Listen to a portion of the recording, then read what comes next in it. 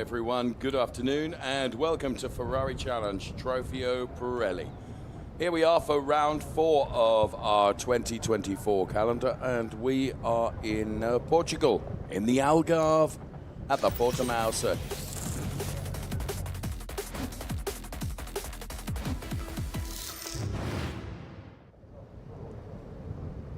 Here we can see midway point of our season for 2024, having been to Mugello, to Balaton, to Jerez, and now here we are in Portimão ahead of La Casale, the Nürburgring and Imola.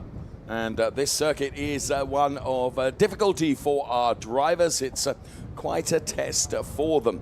Now you can see as the track unfolds before your very eyes, some 15 turns. And when you come off the 15th turn on the head towards the start-finish straight in turn number 1, that straight is very nearly an entire kilometre long. And from turn 1 through to turn 15, it's very twisty and uphill and downhill and quite a challenge, forgive the pun, for our drivers. Air temperature is 23 degrees, track temperature 44, and there's 12 kilometres per hour of wind just to take the edge off the temperature. So that's the way it looks then from a weather point of view. Clear blue sky, as you can see. Not even some harmless high cloud up there to affect or impact things. So, as always, with the Ferrari Challenge, the grid is a very exciting place to be ahead of the start of the race. As we look at the Hanno Laskowski car, he is one of our Trofeo Pirelli AM drivers. How can you identify if they're a Pirelli driver or a Pirelli AM driver? We make it really easy for you because all the color coding is carried through all the graphics and also on the cars as well, because if it has a white strip, as James Owen's car does here, and Bobby Thompson tries to hold on to that Pirelli. Hello, Bobby. In a bad race driver himself, you know. If the top of the windscreen is coloured white, hello, James, good luck to you this afternoon. If it's coloured white at the top of the windscreen, it's an AM driver. If it's coloured red at the top of the windscreen, it is a Pirelli driver. So James Owen then driving for the Meridian Modena Engstler Motorsport team. And we're delighted also to welcome some new entries this weekend, including the bitstrup family. Anders and Jakob are here. You could just see them there before we take a look at our pole sitter, Luca Ludwick. And talking of the families of Jakob and Anders Bitstrup, very welcome here to the Ferrari Challenge. They're contemplating and negotiating to also do the Nürburgring round in a couple of months' time. And the negotiations are going on with their respective wives, them being Lena and Katerina. Come on, please let them come to the Nürburgring. I am reliably informed that my co-commentator Nico will buy you all dinner if you come to the Nürburgring. There you go, there's an incentive. For sure. Welcome, everybody. Welcome, everybody. Please, Lena and Katerina, let them come, because they're great guys. Welcome to the bitstrup family. Welcome to everybody here, to the Ferrari family, and to the Portimão circuit. It's the Trofeo Pirelli and Trofeo Pirelli AM race in 5 minutes' time. David Acabadzi then getting final instructions before the start of the race. The Scuderia Monte Carlo driver, who has qualified P9, a very creditable qualifying position for David Acabadzi. He was involved in so much of the action that was going on yesterday, and this Trofeo Pirelli race was absolutely awesome yesterday. And if today's race is even 50% of the entertainment value of yesterday's, we are in for a fantastic race, that's for sure.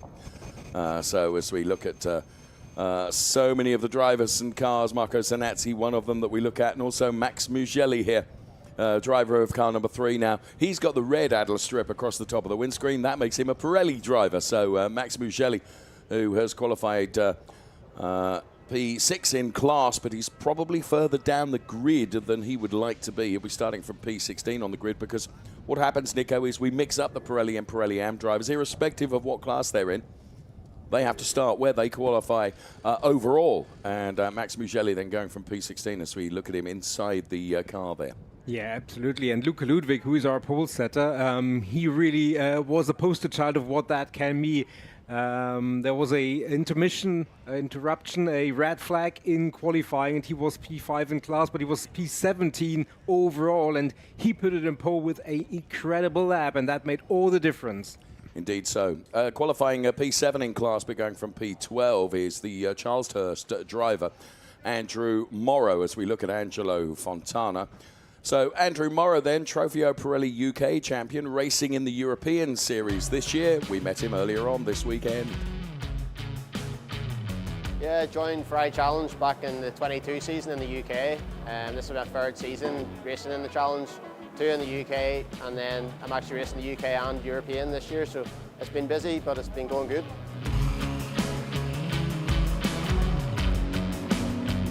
Ferrari's an amazing brand. Around the world, everyone knows Ferrari, and I suppose every young kid growing up in Formula One follows Ferrari.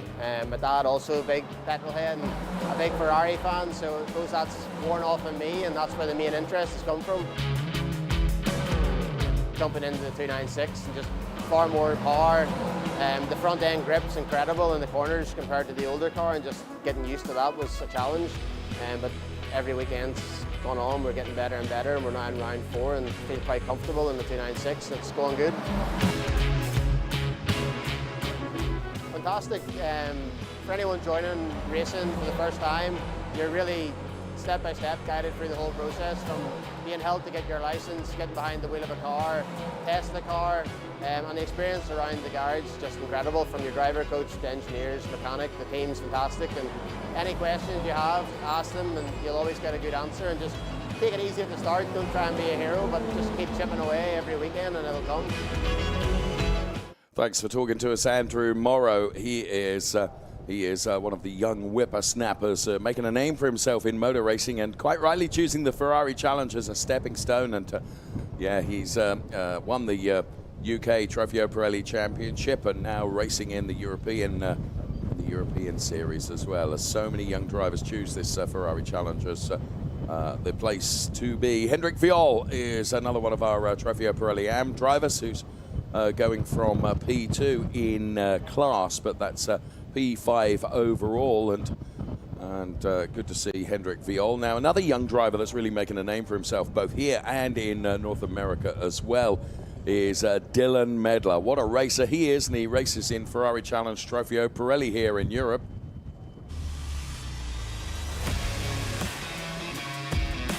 This is a crazy thing to do, driving a Ferrari race car. I mean, people dream of this, and I'm very lucky and very fortunate to be able to do this while I'm especially younger too.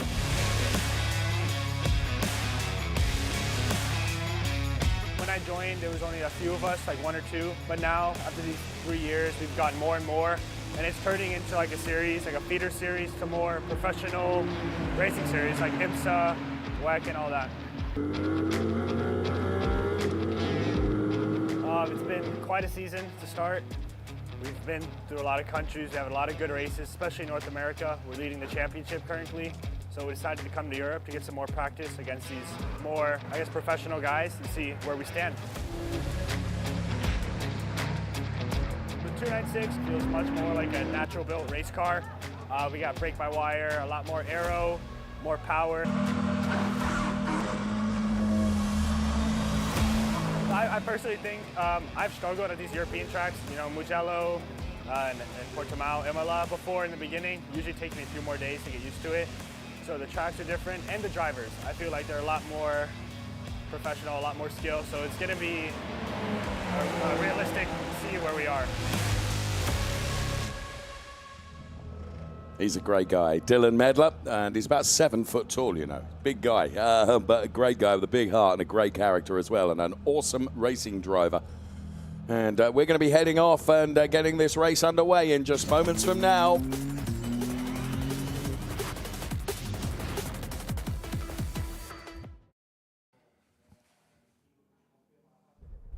The Richard Mille safety car will lead the cars away on a formation lap. It's always a rolling start in the Ferrari Challenge, and of course this mix of Pirelli and Pirelli AM drivers, 26 cars on the grid. Wow, what a big grid of cars it is going to be. And as I mentioned yesterday, if you didn't manage to catch the race live yesterday, then you really have got to try and get the replay of it, because it was an absolutely awesome race. It was an awesome qualifying earlier on today, and the Mertel Motorsport driver Luca Ludwick put it on pole position. Yeah, this was the last-minute pole position for us today. Mertel Motorsport did a fantastic job, and I was a little bit afraid because 2 minutes before the end there was a red flag and we didn't have any time. And so we just had one lap, and I nailed it in this one lap, and I'm extremely proud of the whole team, and now looking forward to the race. I hope we're going to win it, but it will be tough. It will be tough, Luca, but you put yourself in the best possible position, and when you needed to deliver, you did, and it gave you pole position. Giacomo Altoe will be going from P2 on the grid. Philip Barron and Klaus Sabranson. Klaus Sabranson, the best of the AM drivers there on row 2. On row 3, it's Hendrik Viola and Jakob Bitstrup. Great qualifying from Jakob. Marco Zanazzi and Hanno Laskowski go on P7 and P8 ahead of Luigi Coluccio. Welcome to the Ferrari Challenge. He's got James Owen alongside him. Good quality, James. Ben Svalent and Andrew Morrow on the 6th row of the grid. It's P11 and P12 ahead of the returning Axel Sartingen and David Akabadze. They are P13 and 14. Anders Bitstrup and Max Mugelli go from P15 and P16 to the 9th row, where we find Dylan Medler and Angelo Fontana. To the 10th row, it's P19 for Danilo Del Favaro and P20 for Gianmarco Marzialetti. Kim Eriksson and Andreas Berg Sorensen share the 11th row of the grid, P21 and P22. Andreas Boris and Otto Blank are on the 12th row of the grid, and Armin Arifpour and Laura Villars then on row 13. It's P25 and P26. We are on the formation lap. We are expecting this to be an awesome race. Luca Ludwick goes from pole position. Giacomo Altoe, who's had so many pole positions, he'll be disappointed he wasn't able to nail it today. He will try and wrestle away that P1 position, Nico. Yeah, definitely. And we talked about the drama for pole position in Pirelli. We didn't talk about the drama in pole position for Pirelli M, because Klaus Brunson got pole position by about 8/1000th of a second. That's roughly 40 centimeters on a 5-point-something lap. So it is so balanced, and we expect the race to be just as exciting. Only you could have come up with that calculation and for it to be pinpoint accurate. Well done. So then, there you can see the Luca Ludwick car, Giacomo Altoe. You can see how keen Philip Barron is. Philip Barron, who of course has done a lot of racing in the Ferrari Challenge, among many other championships as well, but he's hugely experienced in the Ferrari Challenge and has been very loyal to this wonderful one-make series. And well, he too will be fancying his chances. Hendrik Viola's got Klaus Sabranson, of course, in his target sights as the cars head towards the lighting gantry. All eyes are on that. When the lights go out, we will be racing. Who will it be that takes P1 going into turn 1? Hold on to your hats. We are about to find out. The lights go out. Philip Barron immediately on the gas, trying to put himself between Giacomo Altoe and Luca Ludwick.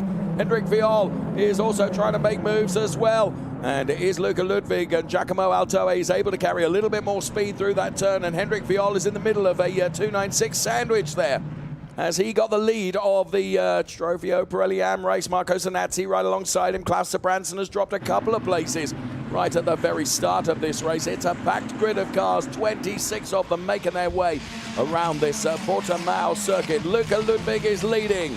Absolutely, Ben Svalent with a great start for the Pirellis, and you already identified Klaus Brunson really dropping down the order. Quite a few positions. His P1 has turned into a P3 in class, and everybody thus far, fingers crossed, has kept it nice and tidy.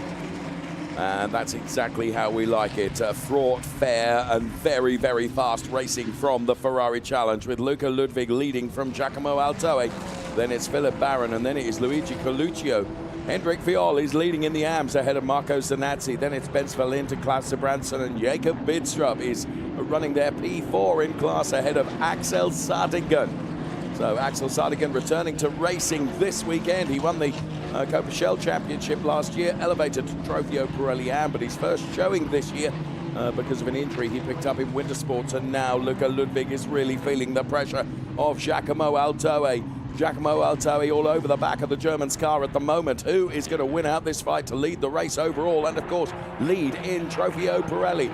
So we're about to put the first lap in the book. Where is Giacomo Altoe going to try and have a go? Well, Luca Ludwig is able to break away a bit from him. Philip Barron and then Luigi Coluccio, and Hendrik Viol has really gapped Marco Zanazzi for the lead of this Ferrari Challenge Trofeo Pirelli AM race. There you can see the bright and easily identifiable colours of the car of Hendrik Viol. So the rest of the pack come through then. Luca Ludwig then, for the moment, he's able to gap himself to Giacomo Altoe just a little bit, and the margin between them as they cross the timing line was just under 9/10, and I think it might have increased a little bit more than that now. We'll see when they cross the next sector line. Yes, indeed, it's up to 9/10, so very nearly a whole second between Luca Ludwig and Giacomo Altoe. Let's ride on board. We love these on-board shots. So we're being told that the start is under investigation as we on board with Dylan Medler looking at the David Akabadze car ahead. So Dylan Medler, young superstar. There's the telemetry. Hard on the brake right now. Back on the throttle again as Dylan Medler gives it everything he can.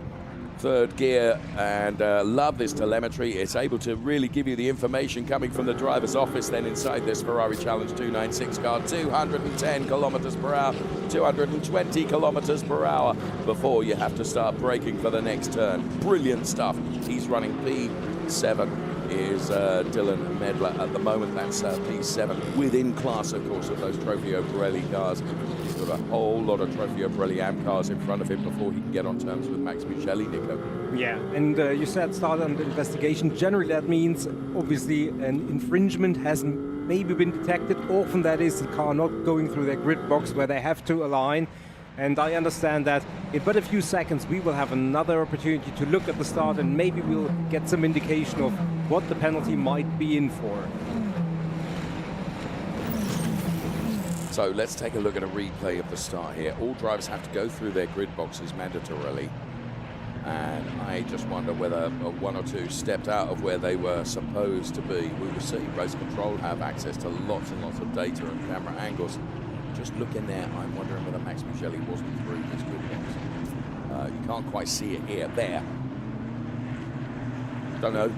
Yeah, you have to have at least two of the wheels inside, so it's always going to be difficult. Race Control will take care of that. We will look at those replays after the start. Certainly everything was semi-neat and tidy. Certainly nobody going around. That's always the best news for us. Andreas Berg Sorensen diving to the inside there with the yellow and white car. Andreas Berg Sorensen, one of the Trofeo Pirelli AM drivers, and then Hendrik Viol put himself right in the middle, and drive-through penalty is going to be awarded, I am being told in my ears, to car number 3, and that is the car of Max Micheli. A drive-through penalty for an incorrect starting alignment. We're on board with Dylan Medler right at the start of the race, and Dylan Medler then being usurped by Andreas Berg Sorensen, you can see going through. Dylan Medler braking for turn 1 right now. He's right behind Angelo Fontana. It's great onboard action to see this in replay at the start of the race. He's able then to carry more speed than Andreas Berg Sorensen and puts himself right behind David Akabadze, which is where we find him right now. Let's stay on board, but with a different angle. And all these replay shots of the start of the race. Let's go back to the live race where Luca Ludwig sets the fastest lap of the race so far. Therefore, he would garner an extra point if another fastest lap is not coming later in the race. So Max Micheli takes his drive-through penalty straight away. We're on board with Max Micheli as he takes that drive-through penalty. The minute it's awarded, he takes it. Now, you do get 3 laps once you've been awarded with a drive-through penalty. You've got a margin or window, if you will, of 3 laps, but you've got to take it. Luca Ludwig and Giacomo Altoe have broken away to the tune of 2 seconds from Philip Barron and Luigi Coluccio, who are running P3 and P4. It feels like an eternity when you're going down the pit lane, as Max Micheli is finding out. He'll come out right at the back of the pack, and well, his fight will start all over again. So climbing uphill goes Luca Ludwig, chased by Giacomo Altoe. Margin between them down to 4/10 now. So Giacomo Altoe is keeping with Luca Ludwig at the pace that both of these drivers are seeing. Means that they are broken away from Philip Barron, who has got a track limits warning. Only one of the few drivers to have a track limits warning, although I should mention that Axel Sartigan, who's returning to racing this weekend, has already picked up 2 in the space of but a few laps. Yeah, definitely, and Axel Sartigan obviously doesn't have as much experience with the 296 because he's been missing for the majority of the season, so that's certainly not going to help, but he has to keep it tidy for the remaining 23 minutes plus a lap, so big ask for him, but he will do his best. And also Hendrik Viol, he is our leader in the AMs, has now just picked up the 2nd warning, and that is early stages. Fastest lap of the race comes from Luca Ludwig, 1:43.026. Yeah, so Luca Ludwig and Giacomo Altoe, then P1, P2, then it's Philip Barron, then it is Luigi Coluccio making his debut for Radici Automobili in the Ferrari Challenge this weekend. There's our leader in AMS. It's Hendrik Viol. There's our P2 driver at the AMS, and that's Marco Zanazzi, who is being chased down by Klaus Branson. Now, if the race was to finish now, Hendrik Viol would lead the championship on 97 points ahead of Marco Zanazzi P2, Klaus Branson P3, and Andrew Morrow P4. That's the way it would look if, and that's our prediction based on where every driver is at this moment in time. Shout out to Andrew Morrow, who's moved up to P8 within class. So Andrew Morrow, who we heard from at the beginning of our program, and he is running P8 in Trofeo Pirelli AM at the moment. There's Hendrik Viol, our AM leader.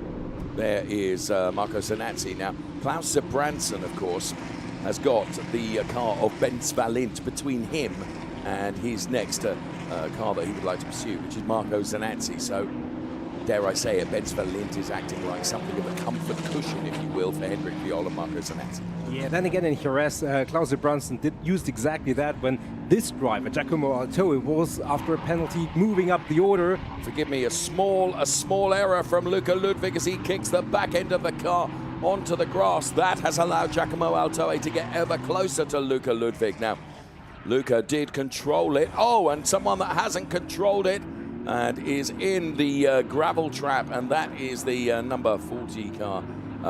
That is Jacob Bitstrup.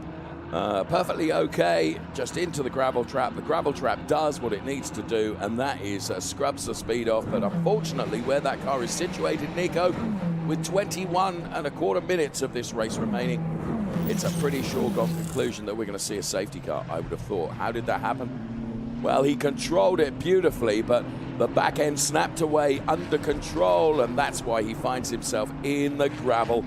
Great shame, because the Bitstrup family have done a brilliant job on their debut here in the Ferrari Challenge this weekend, but unfortunately race 2 is not going to end in the way that Jacob Bitstrup would have liked it to. Not to worry, we look forward to seeing him, fingers crossed, at the Nürburgring, and see how the family can do there. Right, telemetry on the Luca Ludwick and Giacomo Altoe car. If the numbers from the speedo that you can see are green, that means they're accelerating. If the numbers are red, it means they're under braking. So Luca Ludwick recovering very nicely from that just small moment with a localized yellow at the moment at turn 13. Hopefully it stays that way and we don't get a safety car intervention. That would be brilliant. However, we will see. Only race control can make that decision. P1, P2, the gap between them is just under 7/10 as Giacomo Altoe and Luca Ludwick, two hugely talented drivers, as the safety car has been called for. I rather felt it would, because I think there's going to have to be some intervention to get the car out. That's why the safety car has been called for. Of course, Jacob Bitstrup is perfectly okay. The gravel trap's scrubbing the speed off and just the car beds in, and that's precisely what it's designed to do. When Nico and I track walk, we often go through the gravel trap just to see what it would be like to exceed the track limits, and actually the gravel is always really, really soft, and it always surprises me. You kind of sink in, less so for you because you don't weigh as much as me, but you do find that you sink into the gravel, and that's precisely how it's designed to do that, to scrub that speed off and make sure the car gets slowed down very, very quickly. They work really, really well. So safety car called for Luca Ludwick, Giacomo Altoe, Philip Barron, the top 3 in Trofeo Pirelli. In terms of the AM drivers, it's Hendrik Viol ahead of Marco Zanazzi and Klaus Branson. I want to give a big shout out to Luigi Coluccio, the Radici Automobili best lap driver, because as you can see his progress, he's moved up 5 places. Ben Svalint moved up 4 places. Danilo Del Favro up 8 places. Love to see that progress chart on the left-hand side of the screen. Gives us confirmed places made by drivers since the start of the race. So behind the safety car then, with 18.5 minutes plus 1 lap of this remaining. Now the recovery team here at Portimão circuit have worked really quickly and really efficiently. We don't think we're going to have a long, long time behind the safety car. But to recover the Jacob Bitstrup car, it is going to require some machinery, and that's why the safety car has been called. Yeah, definitely. So we hope it's going to be a fairly short intervention. Thought we were pursuing just before the move almost happened from Altoe on Luca Ludwick. is to the predicament or the situation of Klaus Sebranson, who has a Pirelli car in front of him and thereby cannot attack the Pirelli M drivers in front of him. However, in Jerez, Sebranson, of all people, used that opportunity to the maximum when he followed Giacomo Altoe around and passed 3 or 4 other M drivers. He just was in the slipstream and used that to his advantage. So it can work both ways, and that's certainly one of the things that when we go back racing is going to be very interesting to watch. So we are still behind the safety car, and we ride on board with a Max Mugelli car. He obviously way down the order because he had to suffer that drive-through penalty. You can see on the screen, right center stage of the dashboard here in the Ferrari Challenge 296 car, the marshalling system that comes up and is part of the integral safety of these wonderful Ferrari Challenge 296 cars. So drivers maintained with so much information. Driver coach to James Owen is Bobby Thompson, who we zoom in there as we go on board with the team of Gianmarco Martioletti. Just taking a look at the pit wall there, so it was a good place to be, and you can see all the monitors that are up there. Now, in terms of Drivers' Championship, if everything were to finish now, it would be Giacomo Altoe leading the championship on 91 points. 1 point ahead of Philip Barron. Just 1 point ahead of Philip Barron. Oh, it's going to be close. Safety car is coming in at the conclusion of this lap. So we are just running down to the hairpin right now. There's confirmation that the safety car comes in at the conclusion of this lap. Now, Luca Ludwick, dare I say it, is pretty experienced when it comes to safety car restarts. He ought to know how to do this and gap himself from Giacomo Altoe. We will see how it plays out. We've still got quite a bit of a lap to do before we get this restart underway. But to remind you of the top 3 in each of the categories, it's Luca Ludwick, Giacomo Altoe and Philip Barron. And then it's Hendrik Viol, Marco Zanazzi and Klaus Sebranson. They are the top 3 in Trofeo Pirelli Am. Yeah, although you have to say, Luca Ludwick made the move yesterday on a safety car restart, so it's never out of the question. It can happen, and obviously both of those drivers hugely experienced. It's going to be interesting. And also Philip Barron, don't count him out when you talk about experience in the Ferrari Challenge. He is second to none. You are absolutely right. Good point, well made. Irritatingly so. Philip Barron, he could really use this as the opportunity to usurp well, possibly even Giacomo Altoe and Luca Ludwick. It's all conjecture. We don't know what's going to happen. It's all down to these fine racing drivers. Weaving from side to side, trying to regenerate temperature into the tyres and bring those tyres back into their operating window, having had the opportunity to cool down as they have been behind the safety car. It's Luca Ludwick who decides when to give it 100% on the loud pedal. Only he can decide. But once he accelerates, he has to stay accelerated. And can't accelerate, decelerate. When you give it your all, you've got to stay with your all. So Luca Ludwick will control this, and looks to me like he's bringing the car up to speed right now and is already going for it as Philip Barron tries to just keep with Giacomo Altoe and Luca Ludwick. And yes, let's keep an eye on Klaus Sebranson. He could be one that kind of didn't anticipate that very well. He didn't get as close as he would have liked to have done, but diving to the inside is Benz Valenton, Marco Zanazzi, but he was able to make it work. So they're all bunched up together once again. And there you can see the fight that is going on here. And this is as predicted, Nico. Yeah, and there is Benz Valentin. He's going through, and I'm sure Klaus Sebranson would have liked to be much closer to that battle because that would have given him an opportunity. But he's now alongside Marco Zanazzi, and he's going to maybe try to do it around the outside. It's a long way around the outside, and Marco Zanazzi has got the optimum line, and so he's able to deny Klaus Sebranson is behind them. Hanno Laskowski getting together there with Danilo Del Favro or Andrew Morrow. And there is Hendrik Viol. Now, Hendrik Viol has got Benz Valint for company now, so Hendrik Viol is in the privileged position of having this cushion of a Trofeo Pirelli driver between himself and the now P2 driver of Klaus Sebranson. As certainly Giacomo Altoe is staying with Luca Ludwick, and Philip Barron is trying to stay with them as well. We've got 13.5 minutes plus a lap of racing to run, and here we can see the top two then with merely half a second between them.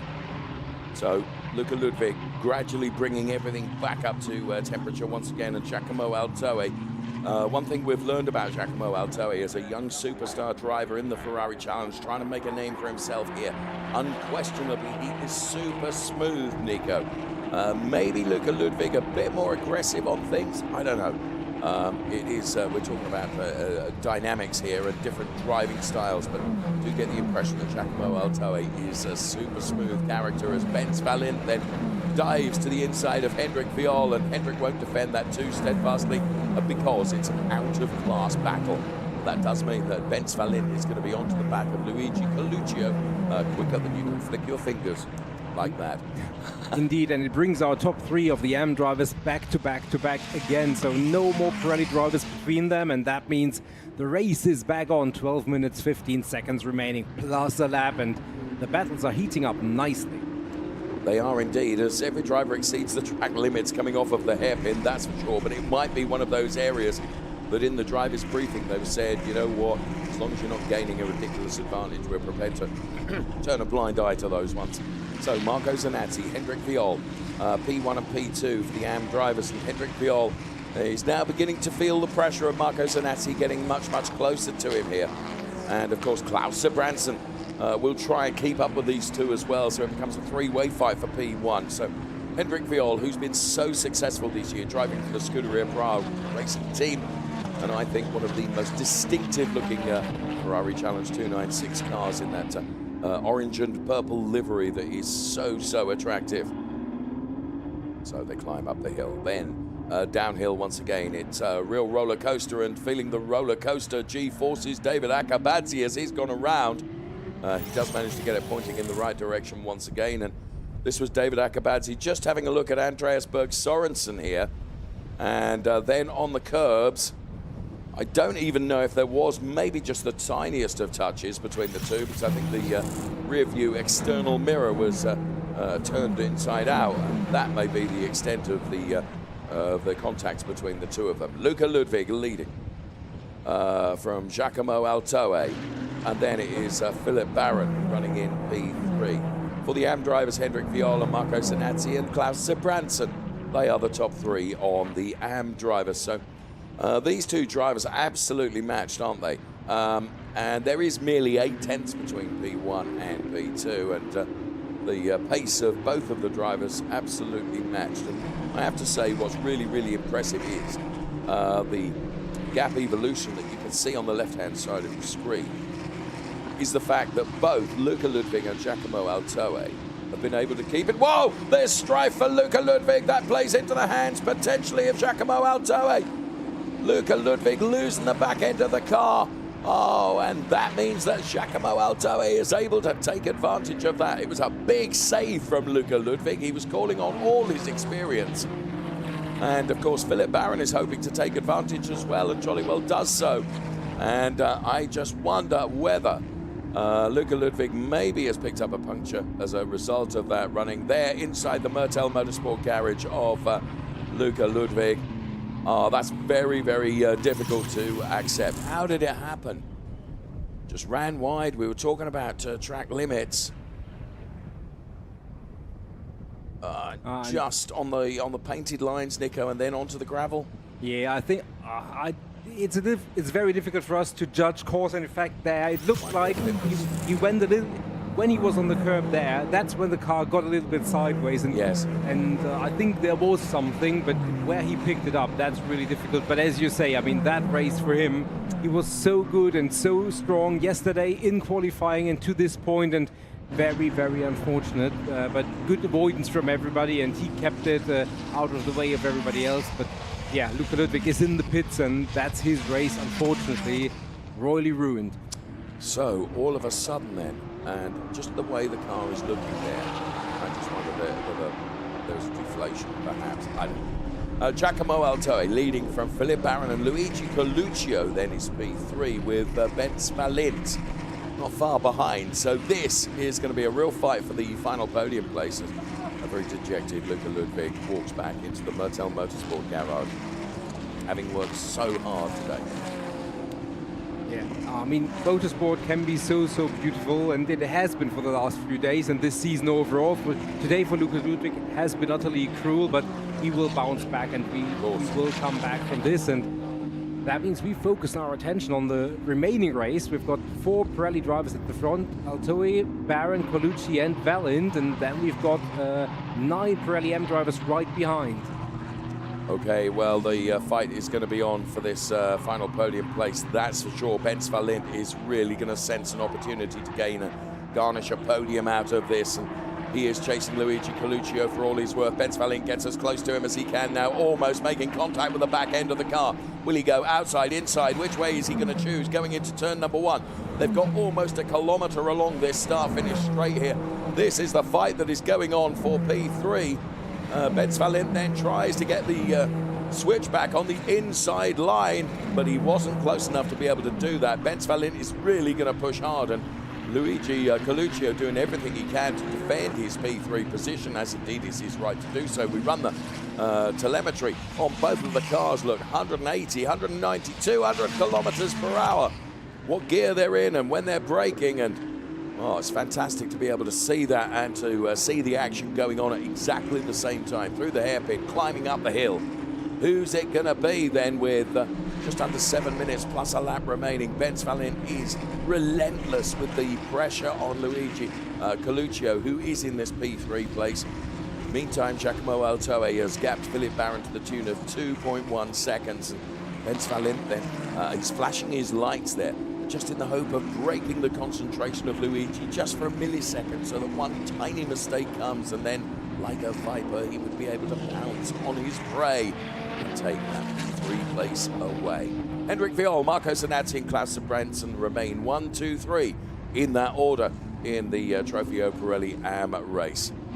So this is going to hot up. We're reaching the closing stages of this with just 6 minutes plus a lap remaining of this Ferrari Challenge Trofeo Pirelli race 2 of the weekend, live from Portimão. Just for the moment, Bence Valent allows a little bit of breathing space for Luigi Colucci, but is he just trying to lull him into a false sense of security as they head towards turn number 1? He increases the attack and takes a look at the inside, tries to sell a dummy, but it doesn't work. Live Championship, Trofeo Pirelli AM, as it stands at the moment, Hendrik Viol would be leading that, but he would be leading it from the driver who is running in P2, Marco Zanatti. So Marco Zanatti desperately wants to convert this P2 into P1. At the same time, Klaus Branson wants to dispose of both of them and try and get the win. He's currently running P3 in Trofeo Pirelli AM. And behind them, just a few meters behind there, you can see Hanno Laskowski, and behind them is Axel Sarting, the Shell champion from last year, who takes part in the first race of the season. And there is now Klaus Brunson, and he's been the man of the moment over the last 2 races, and he tries to push Marco Zanatti into either making a mistake or maybe a track limit infringement. But he has to be careful. He himself is on 3 track limit warnings, so don't push too much or you might get that wrath from race control that you really want to avoid. Absolutely, he's in a perilous position, really. Also in a perilous position is Marco Zanatti, because Marco Zanatti wants to attack Hendrik Viol ahead of him. But he also has to defend, also, as Klaus Branson taking a look there, and Hendrik Viol, now there's something wobbling about on his car, and he's going to get the meatball flag, I'm being told by my informers in my headset here, as Klaus Branson now almost muscles his way to the inside of Marco Zanatti, but Marco Zanatti is able to carry more speed, and therefore Hanno Laskowski is coming into this. Confirmation that what we call the meatball flag, the black and orange flag, is going to be waved to car number 92. That is Hendrik Viol. It's only a warning flag, though. It is a warning, just to say that there is something loose on the car, and to be aware of that. And I'll tell you what, you've got to be aware of so many things when you're leading a race, and Hendrik Viol is leading this race. And it's Marco Zanatti and Klaus Branson, and as I said, Hanno Laskowski wants to join this invitation-only party for the podium for Trofeo Pirelli AM drivers.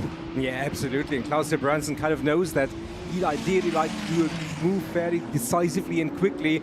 not to fall into the clutches of Hanno Laskowski. And now Marco Zanazzi goes on the inside, and he has overtaken Henrik Viol, or has he? Because Henrik Viol has more speed coming around the outside and just barely holds on.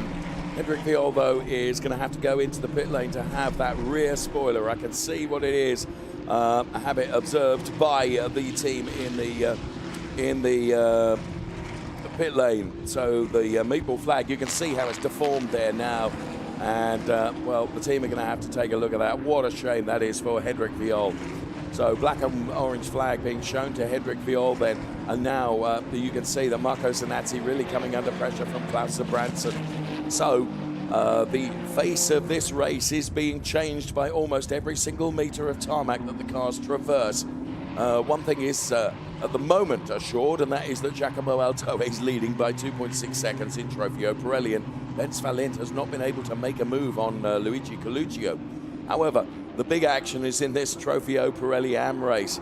So one assumes that within 3 laps of the black and white, the black and orange flag, then he would have to come in as Ben Svalint does go for the move for P3, and he just squeezes the number 13 car wide, and I think that is going to be enough. I mean, it's firm, it's fraught, but it's fair between these two drivers. As what a save from Luigi as the back end of the car went stepped out. He controlled that beautifully. I have to say, Ben Svalint had rehearsed that move for a couple of laps, and he finally managed to get it right as Luigi now tries to come back at him through the hairpin, and if he can get the momentum up the hill, but he can't quite. What a race from Ferrari Challenge Trofeo Pirelli. Yeah, absolutely. I mean, what a race. And I mean, Henrik Viol, he hasn't come in yet. It's such a pity, because he's gonna lose all position if he has to come into the pit lane. I mean, safety always has to be of paramount importance. That is not to be debated, but it is a tough luck for him. And effectively, that obviously would create a battle for the win amongst Zanazzi and Sebranson, and potentially Hanno Laskowski, who from P4 could find himself a race winner within the couple of meters. Amazing how this race has developed over the course of the 30 minutes plus 1 lap, of which we have just under a minute plus 1 lap still to run. And I have to say that was a very good overtake from Ben Svalint. He had to be utterly committed to that, and once he had committed to it, he stuck with it. And now you can see, I mean, he was always clearly quicker. It's all very well being quicker than the car in front of you. You've got to find a way by. If the race finishes now, then Giacomo Altoe would be on 95 points. Philip Barron would be on 92 points. Still, Henrik Viol has not come in. But Klaus Sebranson, as we can see, has overtaken Marco Zanazzi, and we said he was the man of the moment, and he certainly had a lot of bad luck, did Klaus Sebranson, over the last few events, but he's turned it around. Jerez Race 2 yesterday, and well, with all things developing, he could be in for another race win, and maybe he will do it on the track rather than waiting for any pit lane excursions for Henrik Viol. Maybe so. He's certainly close enough to be able to do it, isn't it? As he looks to the inside now at the hairpin, which soon becomes the outside when you climb uphill. Tries to go for the switchback. No, he doesn't. He goes to the outside now.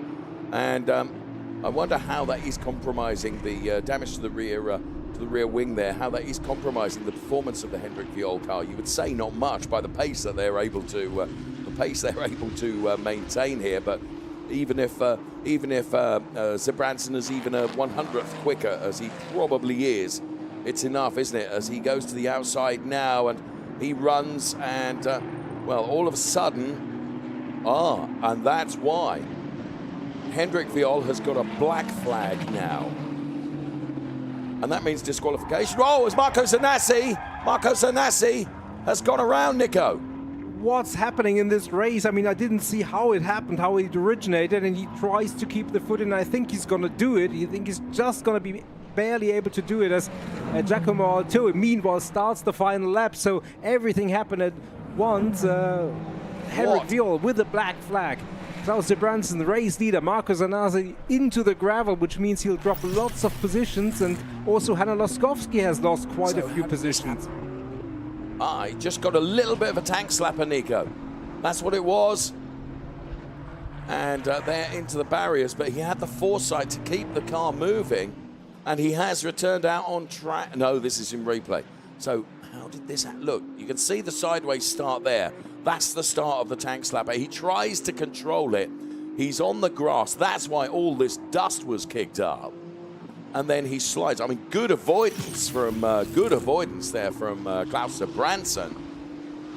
Oh my goodness me. And that means that Andrew Morrow is P2. And it also means that Axel Sardigan on his return is P3. Hendrik Viol then, black flag, that's a disqualification. That so rarely happens in the Ferrari Challenge. But basically, if you're given an instruction, you have to adhere to that. And if you don't, you're going to get disqualified. And that's what's happened. Meantime, Giacomo Altoe, through all the dramas, has managed to build up a margin of 5.059 seconds over Philip Barron and Ben Svalint, and is rounding the final turn now. He's had something of a relatively easy existence compared to everything that's been going on behind him. Giacomo Altoe then starts this final stretch around the final turn and will head for home. Giacomo Altoe then takes the checkered flag. So that will be his fourth win ahead of Philip Barron, who takes P2. And it's going to be Ben Svalin, who's flashing his lights furiously to take P3. Now, everything changed in the face of the Trofeo Pirelli Am race. The Formula Racing driver Klaus Branson wins, and it'll be a little while before we see Andrew Morrow, who takes P2, and then Axel Sardigan on his return to racing in Ferrari Challenge. Trofeo Pirelli Am, because he's been elevated to that, he takes P3. What a race, Nico. Yeah, what a race. I mean, wow. And Klaus Branson, we said man of the moment, third win in a row. And Giacomo Altoe, he led the race from the start yesterday, couldn't hold on to it. This time, role reversal and reversal of fortunes. He takes P1, takes the win coming from second on the grid. Good drive from Philip Barron, even though a little bit uneventful. Ben Svalent had to work hard for making the podium, or spare a thought for Luca Ludwick. Very unfortunate, obviously, for him. Very unfortunate also for Hendrik Viol. And as you say, I mean, black flag, we never see that. Never, never, never. I can't remember when was the last time. It must have been many years ago. But certainly Scuderia Bra may have appealed whatever was in store for him to come to the pit lane. But rules are rules. And there is Marco Zanazzi, and we probably have another look at that moment, and it is from on board. And you could see it got out of shape once, and he seemed to control it, and then it got out of shape again. And I think that's a separate incident, actually, because that's not the one where he landed in the gravel. So he had another moment, You're and right. Maybe there was something with the car that just didn't handle the way that it was supposed to, and that he felt one with it. But in any event, it was a race, and if you felt that was not eventful, I don't know what you expect. Me neither. Me neither. What a race. What a race.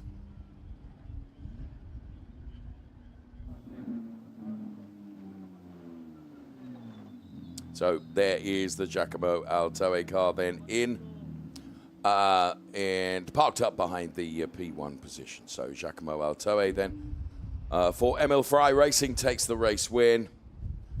Philip Barron taking P2 and Ben Svalin taking P3. Now for the AM drivers, it's going to be Klaus Branson, Andrew Morrow and Axel Sardigan. Of course, we're bringing the confirmed classification once race control have looked at absolutely everything. A race of so many things going on. It was a job to keep across everything. But for all of that, we have had two really very good races from Ferrari Challenge, Trofeo Pirelli and Trofeo Pirelli Am across the course of this weekend here in Portimão. And at long last, here come the Ben Svalin car and also the Klaus Branson car. It's good for Ben Svalin, another young driver making his name in motor racing and choosing the Ferrari Challenge to propel his name out there and up there. And here is Klaus Branson, who you quite rightly identified, Nico, as having a stunning race and a stunning part of the season, because it didn't start like that. No, especially a few difficult races, as we get the race results in a few moments. Giacomo Altoe taking the win, then confirmed. Philip Barron P2 and Ben Svelin P3 ahead of Luigi Coluccio, creditable P4, Dylan Medler P5, Max Mugelli P6, and Luca Ludwig, well, he'll rue the lost opportunity through no fault of his own. It's a non-classification for Luca Ludwig. For our Trofeo Pirelli Am drivers, Klaus Sebranson, the winner, ahead of Andrew Morrow and Axel Sardigan, they P2 and P3. Danilo Del Favaro, Angelo Fontana. Then it was Andreas Berg Sorensen and Anders Bidstrup ahead of James Owen, Marco Sanazzi, Otto Blank. Then it was Gianmarco Marzialetti, Laura Villars, Andre Boris, and Kim Eriksson, Armin Arifpour. And that's the way it looks with Hendrik Viol, Hanno Laskowski, and David Akabadze a lap down, and Jakob Bidstrup a non-classification. My goodness. Race statistics. Hope you got a big pen. 46 total overtakes in Trofeo Pirelli Am and 7 in Trofeo Pirelli. Let's hear from our race winner right now, Giacomo Altoe.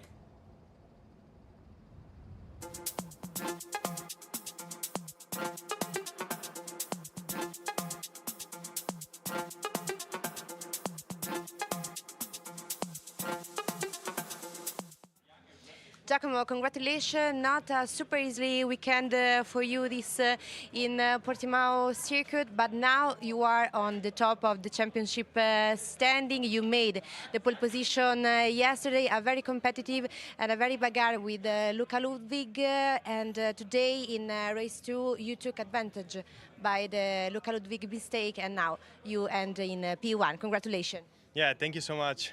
As you said, it's not been an easy weekend for us.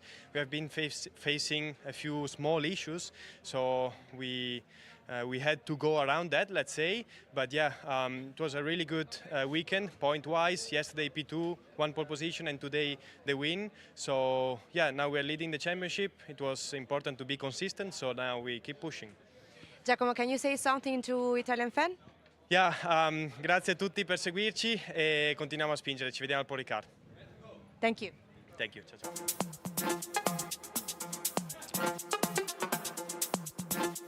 So our Trofeo Pirelli Am winner is Klaus Sebranson. We're hoping to hear from him as well with our Klaus, interview congratulations. right now. What a weekend for you here in Portugal. How do you feel to be here another time under the podium? I'm super happy to do this. I had a difficult start and then I just kept on pacing, and it all went well, so I'm super happy with everything, the car, the team, everything. Thank you. Thank you too. Thank you. Well done, Klaus Sebranson. He's turned his season around. This was the original race start then, as we take a look at the highlights. Marco Sanazzi, what a start from him, getting past Klaus Sebranson, as you can see. And as they all went into turn number 1 with 26 cars on the grid, you almost want to cover your eyes because you don't know what's going to happen. But every single driver supremely clean and holding it all together. And Klaus Sebranson knew he'd got work to do. And it was a big moment here for the driver of the number 40 car. And that's Jakob Bidstrup for Formula Racing, but held onto it nicely, and the gravel trap did its job. Meantime, Andreas Berg Sorensen and David Akabadze had a small coming together. And Luca Ludwig continued to lead the race. He qualified the car P1, and then all of a sudden it all went horribly wrong for Luca Ludwig. And despite him managing to get it back out onto the tarmac again, Giacomo Altoe had got sufficient maintained speed to get past Luca Ludwig, and then all of a sudden the car was not going the way it should. So Luca Ludwig had to bring the Mertel Motorsport car home and into the garage. And great shame. And the big battle for P3 continued, and Ben Svelin was able to get ahead of the car of Luigi Coluccio. And then Marco Zanassi going around and making contact with the barriers. I mean, he kept his foot in and was able to recover, but Giacomo Altoe is victorious for Trofeo Pirelli, and Klaus Sebranson would be victorious for Trofeo Pirelli Am. So we're going to be heading up to the podium next, where we will see the top 3 in each of our categories.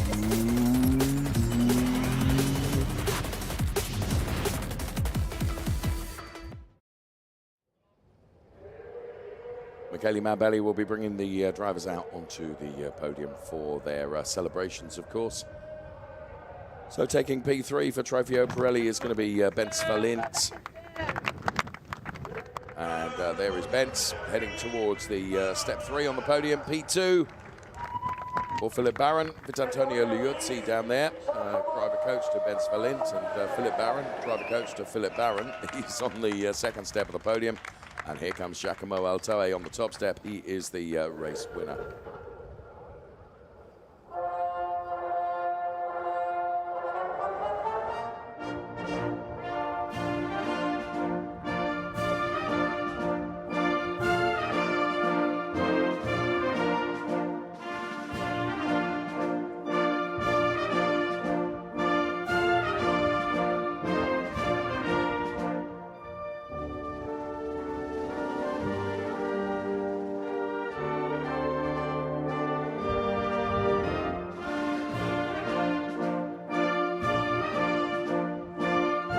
Our claps of the winners on the podium, team manager Emil Frey Racing, and the trophy are presented by Miguel Molina. Miguel Ferrari Molina then factory the driver for the third driver on Ferrari the podium, factory driver, Le Bence Mans Valint. 24-hour winner, along with Antonio Trophy Fuoco and for Niklas the Nielsen second, here on trophy presentation duties, making those presentations. First of all to Bence Valint, then to Philippe Barron, and of course receiving the race winners trophy. The trophy for the winner, Giacomo Altoe.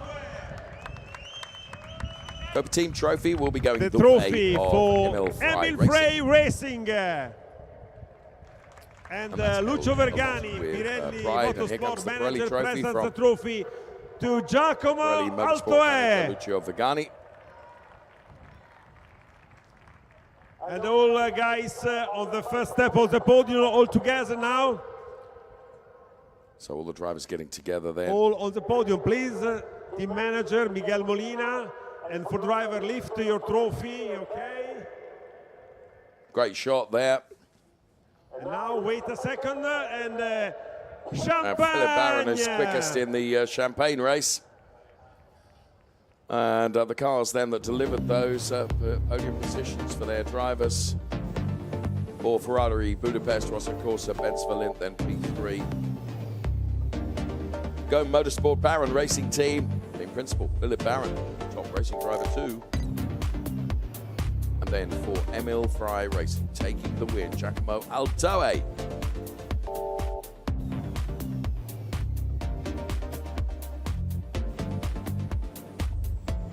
Take a look at the Drivers' Championship in Ferrari Challenge Trofeo Pirelli with Giacomo Altoe. Then he is leading the championship on 93 points, but Philip Barron is in second place. Then it's Bence Valint, and then Luca Ludwick, Max Mugelli. They are the top 5 in the Trofeo Pirelli Drivers' Championship. So up next we have the Trofeo Pirelli AM podium. We will be seeing Axel Sardigan, Andrew Morrow, Klaus on the Sebrandt. podium. Welcome back, Axel Sardigan. Here comes Axel Sardigan. On the podium. Wasn't able to start the race yesterday, and comes back and takes P3. The Joker and Frank Herter down there from his team is recording every moment of it. And here comes Andrew Morrow. A very good P2 finish for Andrew Morrow. And then on the top step of the podium, it is Klaus Sebrandt. National anthem. And here comes the national anthem.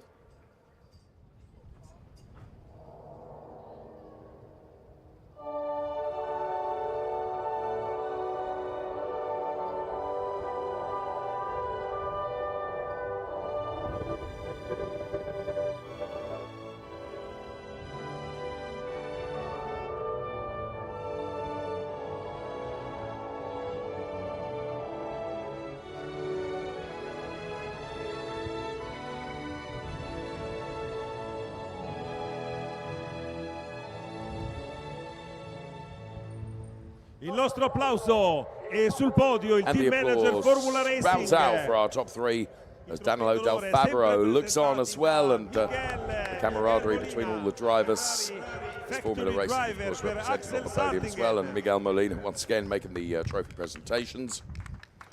And the drivers there Trofeo all d'onore per in receipt of their Andrew trophies. First of Morrow. all, it will be Axel Sardigan, then Andrew Morrow. Another fine finish for Andrew Morrow. He's able to take Il advantage trofeo of per il vincitore, the trophy things for that the happen to winner. befell other drivers, but Klaus sometimes you have to take your luck in motor racing. And Klaus Branson with another race-winning trophy, Nico. E il trofeo per il team, definitely. And the Danilo team De trophy, Ferro Miguel just Molina, missed out on the Formula podium, Racing, finishing Lucio P4, Vergani, a very, very Pirelli good race. Motorsport manager, presents the trophy for the winner. The Klaus Pirelli trophy Simonsen, presented Trofeo by the Pirelli. Pirelli Motorsport manager, Lucio Vergani. Please, guys, on the podium, all together now. And all the drivers get together along with team principal Miguel The Molina, winners, also Ian Lucio Klaus, Vergani. okay. And photographs are taken. Who's going to win the champagne race? My money's on Axel Sardigan. now His return. You watch him go. Watch him go. champagne. See, told you, Axel Sardigan. So the top three in terms of Trofeo Pirelli. Welcome back, Axel. We missed you, friend. Ludwick Sportivo, Herta Racing, Axel Sardigan. P2, great drive from the Charles Hurst driver, Andrew Morrow. And top drive also from the Formula Racing driver, Klaus Branson, who banks another victory.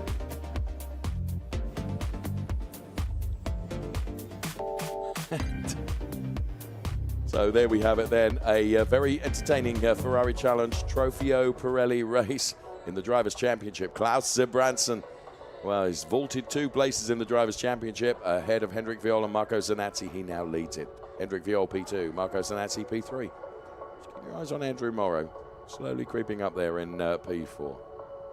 So there we have it then. Of course, the next time we see our Trofeo Pirelli drivers in action, it will be at the Le Castellet circuit, but we do have another race to come live from Portimão, and that features our Ferrari Challenge Copa Shell drivers and our 488 Challenge drivers as we pitch them together in what will be another fantastic 30 minutes plus 1 lap race live from the Portimão circuit. From Nico and from myself, thanks for watching. Goodbye.